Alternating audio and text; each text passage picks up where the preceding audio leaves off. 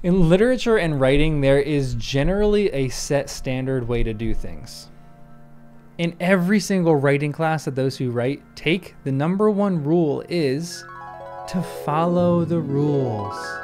Now this includes things like writing in the active voice. So instead of saying things like the ring was taken by Frodo, you should say Frodo took the ring. It's stronger English. And there are occurrences where you use passive voice, but those are just a bit more rare.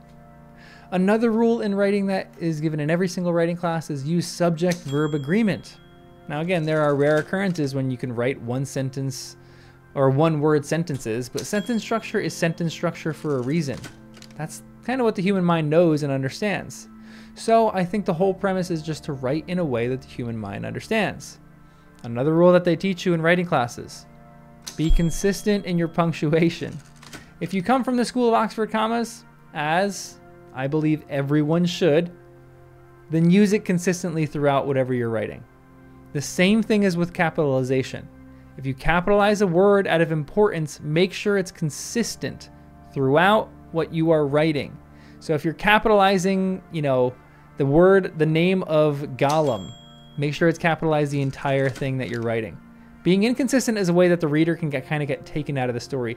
And really, that is the last thing that you want. Unless, of course, you're J.R.R. Tolkien. And as I was reading through Lord of the Rings, I came across a tiny little section where he broke the rules, and it speaks volumes on one character and all of their character study.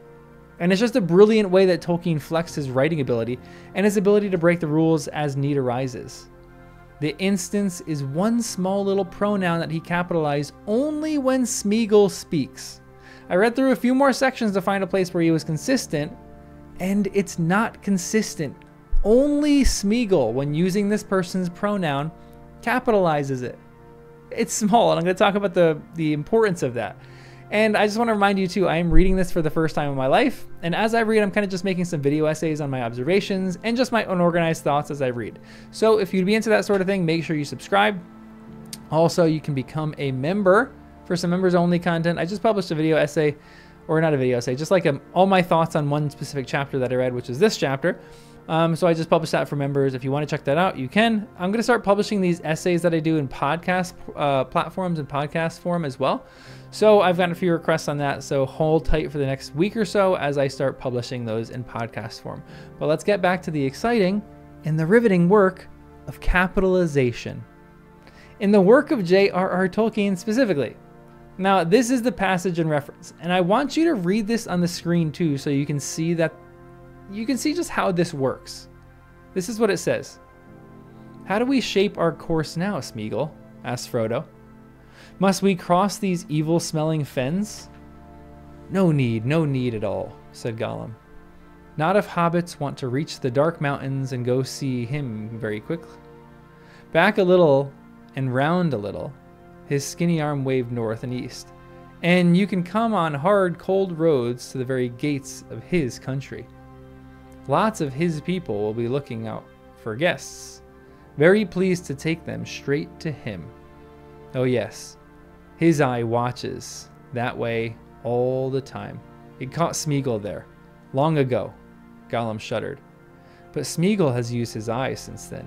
Yes, I've used eyes and feet and nose since then. I know other ways.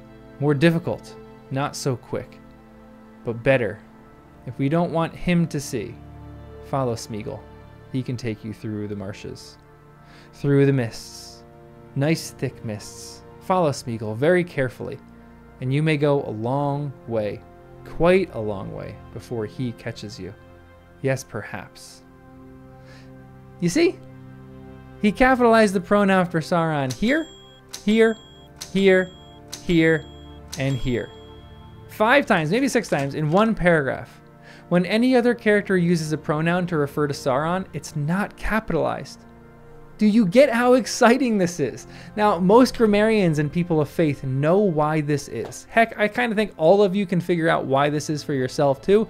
But in any kind of religious work, whenever the name of God is used, even as a pronoun, you capitalize it. Now, this was standard in Tolkien's day, but it is much less popular today. And in fact, Style guides like the Chicago Manual of Style actually say that the pronoun for God shouldn't really be capitalized anymore. And this is kind of becoming uniform through all style guides. The Chicago Manual of Style, which is my favorite one, I'm a style guide nerd, it says pronouns, which is he, him, his, etc., should be lowercase when referring to God, unless a specific publisher or author prefers otherwise. This is consistent with many major style guides and Bible translations. But in Tolkien's day, I don't think you would be caught dead lowercasing the pronoun for the name of God. The word deserves honor and fear, according to J.R.R. Tolkien.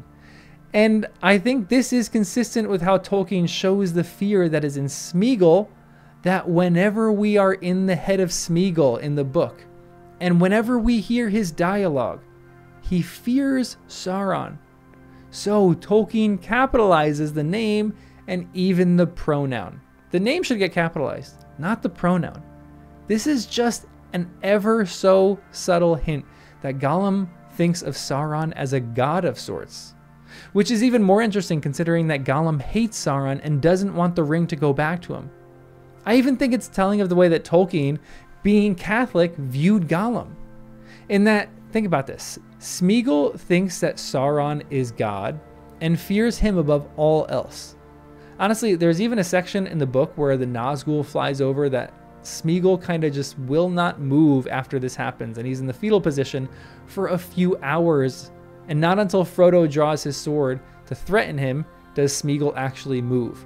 And I think for Smeagol to fear Sauron that much and to respect him that much and still be obstinate and think that he will best Sauron is ludicrous and silly. It's, I think perhaps in Tolkien's world, the idea of thinking that you can best the devil, that you are smarter than the devil, but you still fear the devil and think of him as like, the second most powerful being in the universe other than God. This just, to me, makes Tolkien even more of a genius.